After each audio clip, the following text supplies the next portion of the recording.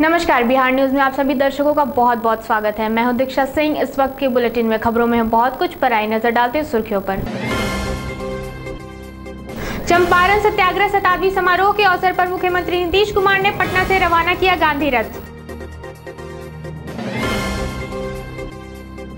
Supreme court ने विधायक अनंत सिंह को बड़ी राहत देते हुए उन पर से सीसीए हटाने का दिया आदेश। बिहार विद्यालय परीक्षा समिति ने सरकारी नियमों का पालन नहीं करने वाले 50 शिक्षण संस्थानों की मान्यता की रद्द। और पटना पुलिस ने फतुहा, बिंद और बेलछी मामले का पर्दाफाश करते हुए कुख्यात अपराधी रजनीश को किया गिरफ्तार। अब खबरें विस्तार से। प्रदेश भर में चंपारण सत्याग्रह शताब्दी समारोह के अंतर्गत महात्मा गांधी के आंदोलन और चंपारण से शुरू हुई जनक्रांति के याद और उसका संदेश आम लोगों तक पहुंचाने के लिए विभिन्न प्रकार के कार्यक्रमों का आयोजन का सिलसिला लगातार जारी है। मुख्यमंत्री नीतीश कुमार ने बुधवार को पटना से गांधी रथ को हरी झंडी दिखाकर रवाना किया।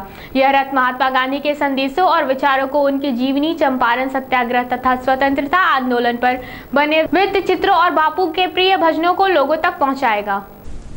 30 जनवरी 1948 ये प्रत्येक जिला के लिए एक रथ है, अभी छोटा रथ जो कि गांव के लिए गांव में जाएगा, गांव के इलाके में ग्रामीण और जो बड़ा रथ है वो शहरी इलाकों के लिए है। इसके बाद हम और भी रथ चलाने का हम लोग का कार्यक्रम है।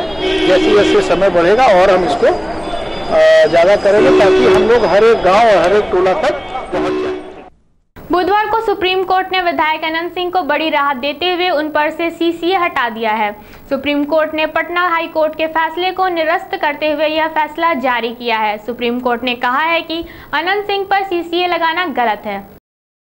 बिहार विद्यालय परीक्षा समिति ने सरकारी नियमों का पालन नहीं करने और फर्जी तरीके से मान्यता लेने वाले शिक्षण संस्थानों पर बड़ी कार्रवाई की है। बिहार बोर्ड के अध्यक्ष ने कहा है कि अब तक जांच टीम ने बिहार के 212 मान्यता प्राप्त विद्यालयों और इंटर कॉलेज की जांच की है।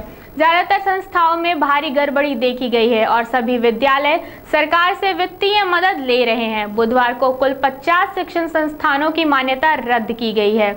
वहीं 2 स्कूल की मान्यता को भी तत्काल रद्द किया गया है। जिला शिक्षा पदाधिकारी या उनके प्रतिनिधि के साथ साथ बिहार विद्यालय परीक्षा समिति के प्रतिनिधि और पुलिस विभाग के पदाधिकारी इत्यादि सभी उस जांच टीम में सम्मिलित है।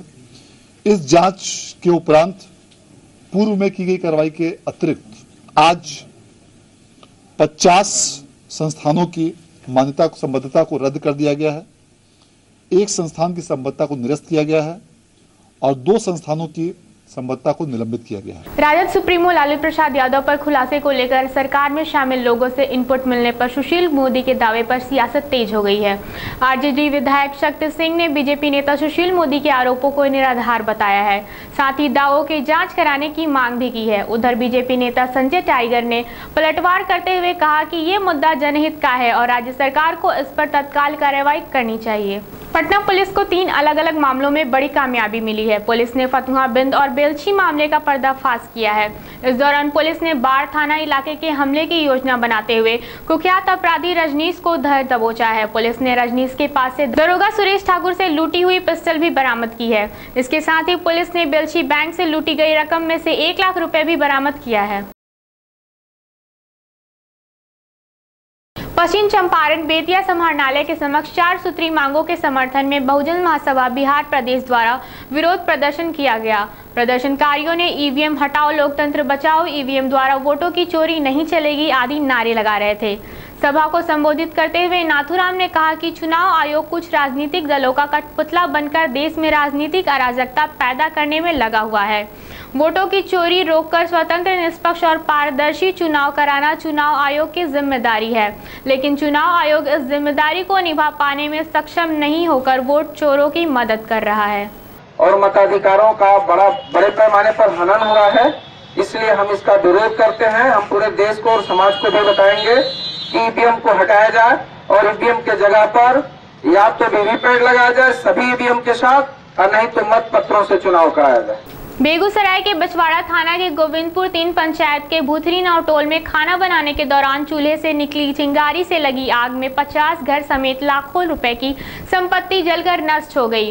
ग्रामीणों ने बताया कि यह क्षेत्र खेतीहर मजदूरों का है जो अहले सुबह खेतों में काम करने निकलते हैं और दोपहर को लौटकर खाना बनाते खाते हैं। पछुआ हवा के कारण आग इतना तेज से फैल गया कि लोगों को संभलने का मौका नहीं मिला। दमकल और स्थानीय लोगों के भारी मशक्कत के बाद आग पर काबू पाया गया।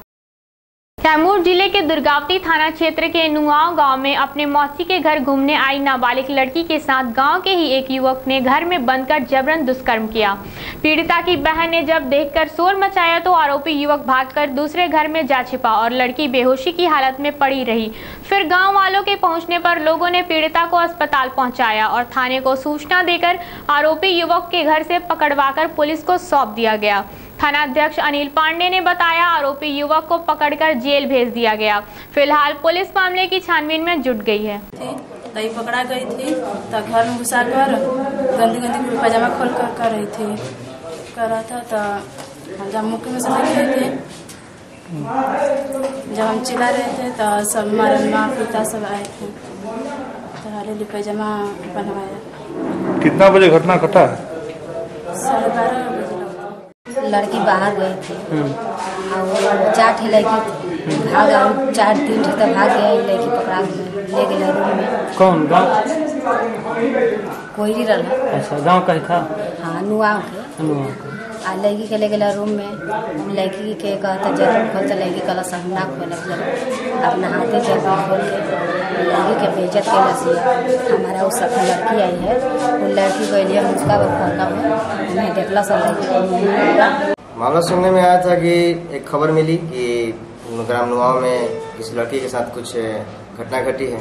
इस पर हम लोग वहाँ पर गए तो पता चला कि एक लड़के द्वारा एक लड़की के साथ कुछ गलत कार्य किया गया है। उस लड़के को गिरफ्तार कर लिया गया है।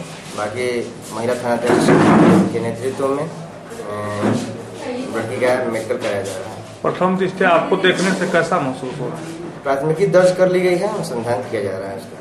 मोतिहारी में मानवता को शर्मसार करने वाली घटना सामने आई है। दरअसल पकड़ी दयाल थाना क्षेत्र के मझौलिया गांव के रहने वाले संजय साहनी की पत्नी को इलाज के लिए परिजनों ने रहमानिया नर्सिंग होम में भर्ती कराया, जहां इलाज के नाम पर नर्सिंग होम के आईसीयू में भर्ती कर दिया, जहां 3 दिन पहले ही महिला की मौत हो गई थी और हॉस्पिटल का बिल 1,10,000 का था। मृतिका के परिजनों ने किसी तरह 45,000 जमा कराया, लेकिन हॉस्पिटल शव देने को तैयार नहीं हुआ। आखिरकार परिजनों ने बकाया रुपए जमा कराया, तब जाकर 3 दिनों के बाद मृतिका के शव को हॉस्पिटल प्रबंधन ने छोड़ा। जब इस मामले में हॉस्पिटल अधिकारी से जानकारी चाहिए तो कोई भी कुछ बोलने को तैयार नहीं हुआ। तो वो जो बोला उसी पर हमको चलाना होगा। तब आप बाद में हमको सर नहीं बताइए, हम क्या स्टेटमेंट आप यही दीजिए कि दवा का मेरा खर्चा, मैंने दवा का खर्च लिया, मैं आपसे दूसरा कुछ नहीं पूछूंगा। सवाल है कि हम क्या स्टेटमेंट दें, उसके बारे में हम जान रहे हैं ना, इतना जान रहे हैं। बताया ना आपको? अभी नहीं बताया। पहले है जो चीनी मिल वाला लोग अच्छा अंदर लिया के छोड़ दिया दूर आदमी को। 10,000 का दवाई लगाए, सरकारी एम्बुलेंस बोला कि पटना रेफर में सीरियस था, वो 10,000 रुपया तो दवाई के पैसे मैं लूंगा कि नहीं लूंगा, वो छोड़ दिया। मुजफ्फरपुर में जमीनी विवाद को लेकर 2 गुटों में जमकर मारपीट हुई, जिसके बाद घायल को सदर अस्पताल में भर्ती कराया गया, लेकिन घायल को मारने के लिए 6 अपराधी अस्पताल में भी पहुंच गए। देखते ही देखते मामला बिगड़ने लगा और अस्पताल में अफरा तफरी का माहौल उत्पन्न हो गया। मामला पूर्व से भी गायघाट थाना में दर्ज है, जिससे जमीनी विवाद बताया गया है। वहीं मारपीट का जिस पर आरोप लगा है वो भी घायल हो गया है। उसने यह आरोप लगाया है कि केस के सिलसिले में कोर्ट आए थे तो इन लोगों को देखने चले आए, मगर ये लोग दौड़ा कर मारने लगे। वहीं एसएसपी ने पूरे मामले में जांच कराकर कार्रवाई करने की बात कही है। प्रशासनिक आदमी होंगे, हम लोग मारपीट और डकैती चोरी ये सब करेंगे। क्या करते हैं पिताजी? हाँ, रणवीर सिंह, विश्वनाथ सिंह, मुकेश सिंह और अरुण सिंह, इन लोग का काम ही है। घटना पर कुछ प्राथमिकी वगैरह हुई है? पुलिस कंप्लेंट अभी तो ट्रीटमेंट चल रहा है। मेरे फादर और मम्मी के साथ और भाई के साथ इन्होंने मारपीट की है। अभी जाएंगे हम लोग। मैंने गायघाट थानों को इन्फॉर्म किया तो थाने वालों ने मुझे बोला कि समझा के आए थे कि मारपीट मत कीजिए। गाड़ी खड़ा करके भाई साहब चले गए कचहरी में रजिस्ट्री ऑफिस की तरफ और रणवीर सिंह गाड़ी में बैठे हुए थे। इतने में जो है सो अरुण सिंह, उनकी पत्नी जयमाला देवी, कुंदन सिंह ये और उनका बेटा कुंदन सिंह, ये लोग सभी लोग जो है सो वहाँ पहुँच गए और कुछ लोग अज्ञात लोग थे और गाड़ी से खींच के उनका कुर्ता उर्ता फाड़ के मार के सड़क पर पटक के लात मुक्का से मारने लगे।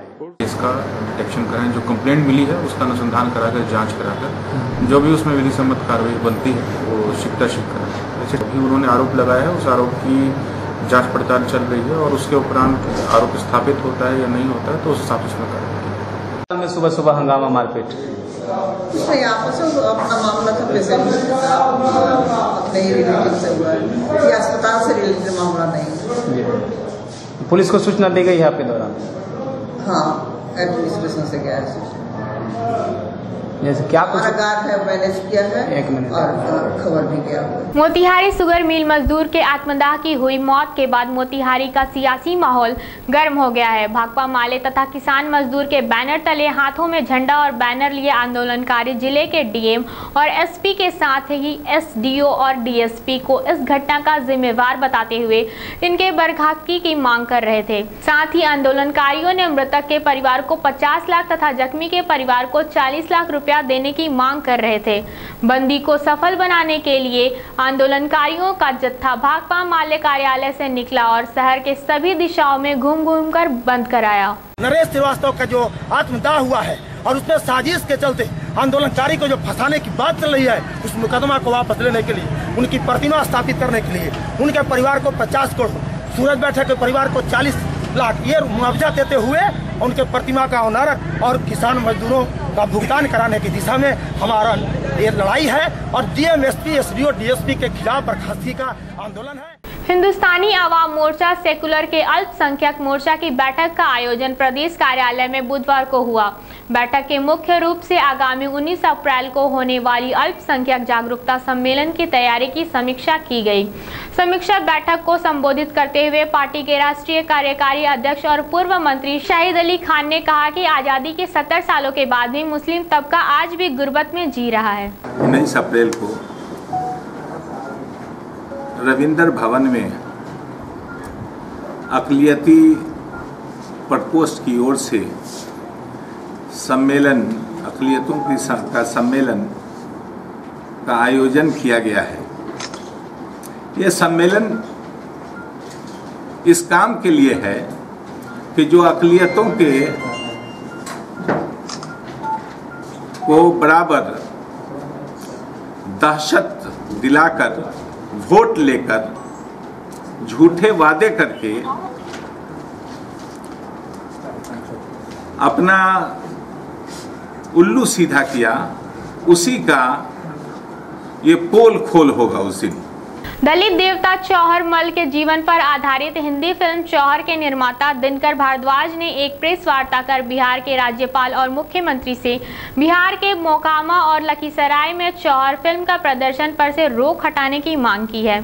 उन्होंने कहा कि एक विशेष वर्ग के दबाव में आकर प्रशासन ने प्रदर्शित हुई फिल्म चौहर का प्रदर्शन मोकामा और लखीसराय में जबरन रोक दिया गया, जिससे कलाकारों के साथ साथ फिल्म दर्शक भी भयभीत हैं। पूरे ऑल ओवर इंडिया रिलीज हुई और बड़ा ही दुख के साथ बताना पड़ रहा है कि बिहार में जगह जगह लोगों द्वारा और ख़ास करके प्रशासन द्वारा 1-2 जगह तो हमारे फिल्म को के प्रदर्शन पर ही रोक लगा दिया गया। और बड़ा खुशी हुआ था कि बिहार के बैकग्राउंड में और बिहार में ही शूट करके इस मूवी को बनाया गया। और जबकि हमको मुंबई में शूट करते तो बहुत सस्ता पड़ता, और यहाँ आने के बाद हमने ये शूट किया। और दुख की बात है कि बिहार में ही फिल्म के प्रदर्शित करने नहीं दिया जा रहा है। इस बुलेटिन में बस इतना ही। मुझे और मेरी टीम को दे इजाज़त। नमस्कार।